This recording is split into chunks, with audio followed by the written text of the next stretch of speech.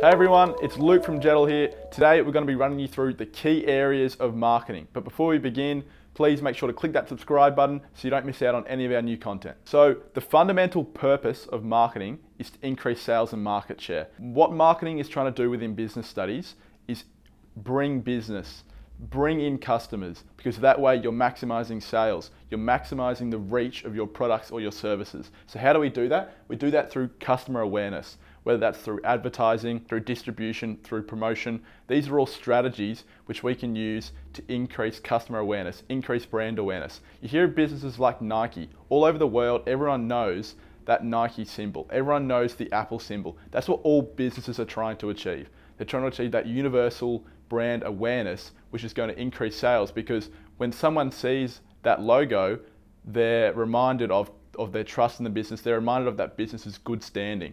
So you can do that on many different levels, within a smaller market, within a regional city, or within a global multinational corporation. It's all about increasing customer awareness so that you lead to repeat sales, you lead to customer retention, which is always going to increase your sales and market share. Also, focusing on target markets. A business product or service is not going to be applicable to every form of customer, okay? There's going to be certain markets which you're specifically marketing towards, which are going to be your key point of sales.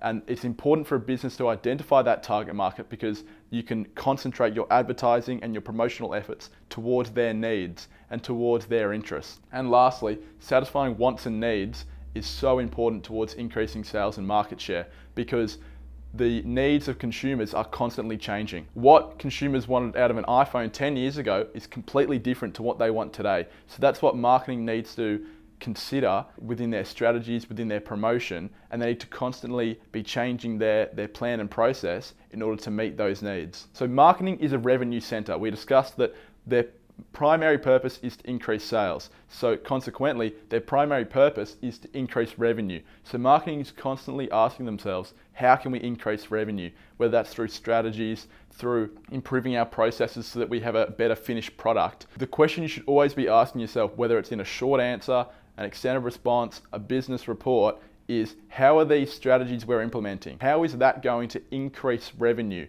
And specifically within a business report, when you're tasked with providing a consultancy for a business and you're tasked with preparing a report, you always have to consider, how are these strategies I'm recommending, or how are these strategies I'm evaluating? How are they leading to this business increasing their revenue and being more competitive within the market? So the fundamental aspect you'll see within marketing is that a lot of the questions relate to strategies overcoming influences. It's very common within the extended response and the business report, okay?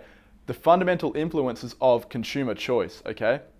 Psychological, sociological, economic, these factors are what drives consumer choice. And if you go back to our purpose that we discussed, marketing is trying to respond to consumer needs, okay?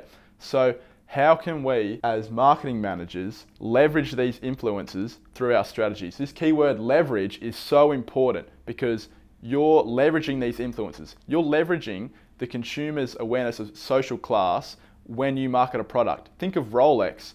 They try to market towards that really higher upper end of social class in order to manipulate that influence for their own good, because consumers associate their products with that influence. Then again, with the economic influence on consumer choice, when consumer spending is low because there might be an economic downturn, businesses might introduce a different pricing strategy which matches this consumer desire, or they might offer a sales promotion in order to incite spending. What you'll commonly find in all these marketing extended response questions is you have to, in an exam condition, figure out the best possible strategy to respond to the influences that the businesses is being subjected to. And all of this refers back to our purpose of maximizing sales, responding to consumer needs, and increasing market share. And lastly, the fundamental aspect of multiple choice, especially within marketing, is understanding these really specific definitions which keep coming up over and over again, whether it's within the types of market, the approaches to marketing, really understanding those specific influences such as the psychological and sociocultural influences and the sub-points within those, or whether it's the types of distribution or the types of promotion. These key, really niche details are really prominent within multiple choice. And That's 2 or 3 marks that you can't afford to lose if you're gunning for those really high marks. And now we have a practice multiple choice question which reflects that concept. So if you'd like to try it out, pause the video, come up with your answer, and we'll see how you go. All right, how'd you go with that one? So the answer here is C, because Marianne, her perceptions and her motives, which is a key part of the psychological influence on consumer choice, that's what's driving her purchase here. But see how this question is really specific, and it could go either way between C or D.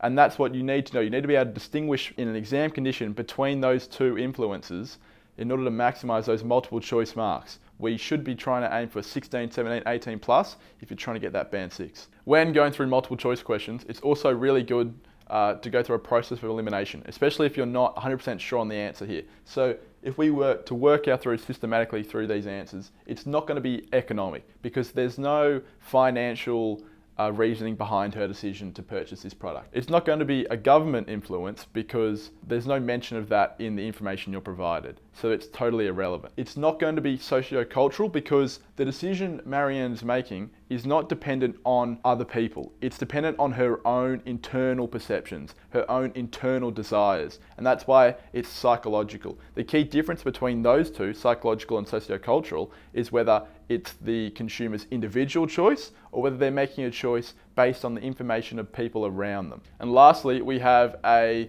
short answer question, which I'm going to run through. And it's really important here to look at the directive term and the language we use in relation to that directive term, because that's really important within these short answers. So the question is, explain the benefits of customization as a global marketing strategy. Straight away with this question, we see the directive term is explain, which is relate cause and effect. So here you're looking for what is the cause and then what is the effect of customization? What problems or what marketing issues can customization rectify? Okay, and the benefits, we're looking for either a tangible benefit like increased revenue or increased market share, or if we revert back to that discussion on the purpose of marketing, the impact that customization can have on brand awareness or meeting consumer needs. Okay, customization enables global businesses to adapt their goods or services to different cultures. Okay, straight away in that first line we've answered the question, which is key towards short answers, not wasting lines or writing with information that's not integral to your answer. And as you see here, we're setting up the cause now in this next sentence. As not all cultures use products the same way, that's the cause that is leading to the customization strategy. And then we have customization allows marketing to recognize these differences and alter the branding and design of goods to suit these variances. That's the effect of using customization. And then here we go, consequently, that's further with cause and effect. It's the result of using customization, then consequently, greater product adaptation to market conditions and consumer needs in the global sphere contributes to increased sales, improving international performance. So there we go, that's another benefit of increased sales, which improves international performance. So you see how the language we're using is really specific to the directive term. It's all about what is the result, what is happening because of customization. And you see we're also linking here to benefits. Being really specific is crucial within these 3-mark questions where you don't have a lot of lines of writing, you don't have a lot of time to attempt the question, so you have to be really succinct and specific. And that's important with the language you use in relation to the directive term and specifically stating what are the benefits I'm getting from the strategy I'm talking about. All right, that's it for today. Make sure you like, comment and subscribe. Thank you for watching and we'll see you in the next video.